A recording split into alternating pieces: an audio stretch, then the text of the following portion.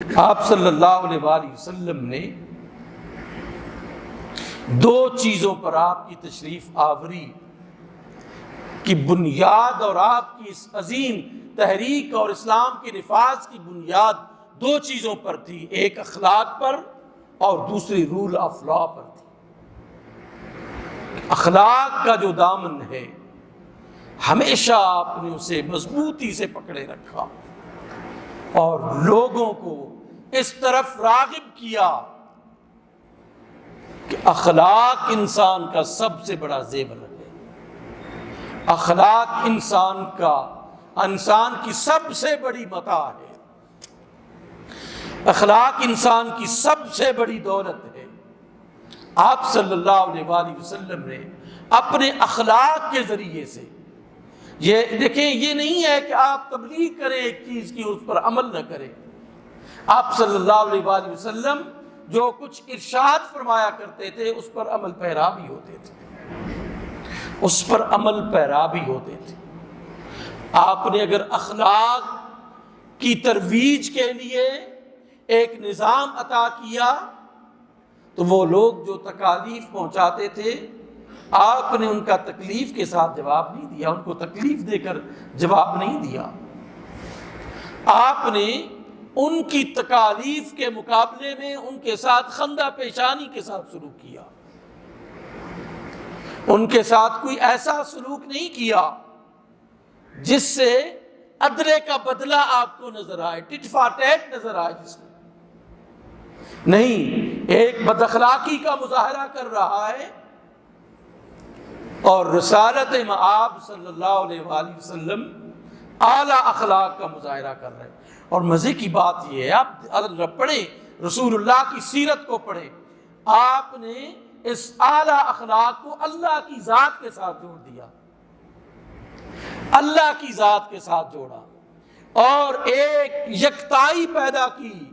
نظام عبادت میں آپ صلی اللہ علیہ وآلہ وسلم نے یکتائی پیدا کی۔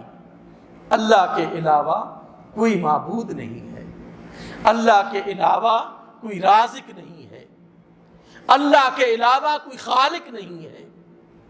ضروری تھا، دیکھیں انسانیت جب تک ایک پلیٹ فارم پر جمع نہ ہوتی تو اسلام کے اثرات مرتب نہیں ہونے تھے۔ اس لیے اللہ کی وحدانیت کے ساتھ رسول اکرم صلی اللہ علیہ وآلہ وسلم نے تمام چیزوں کو جوڑا، اللہ کی وحدانیت کے ساتھ۔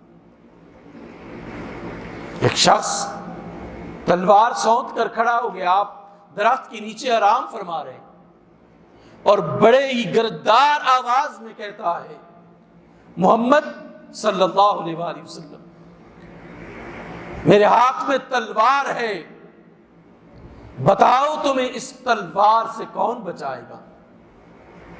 آپ آرام فرما رہے تھے، آنکھ کھولی، اس کی طرف دیکھ کر فرمایا، میرا اللہ مجھے بچائے گا اس تلوار سے، میرا اللہ مجھے اس تلوار سے بچائے گا۔ اب جب اللہ کا نام لیا وہ شخص کانپنے لگا، ہاتھ تلوار سے چھوٹ گئی، گر گئی نیچے۔ رسالت مآب صلی اللہ علیہ وآلہ وسلم نے تلوار پکڑی، فرمایا اب بتاؤ کہ میری تلوار سے تمہیں کون بچائے؟ وہ کہنے لگا، اے محمد صلی اللہ علیہ وسلم، آپ کے ہاتھ میں تلوار ہے، آپ چاہیں تو مجھے بچا سکتے ہیں، چاہیں تو مجھے قتل کر سکتے ہیں۔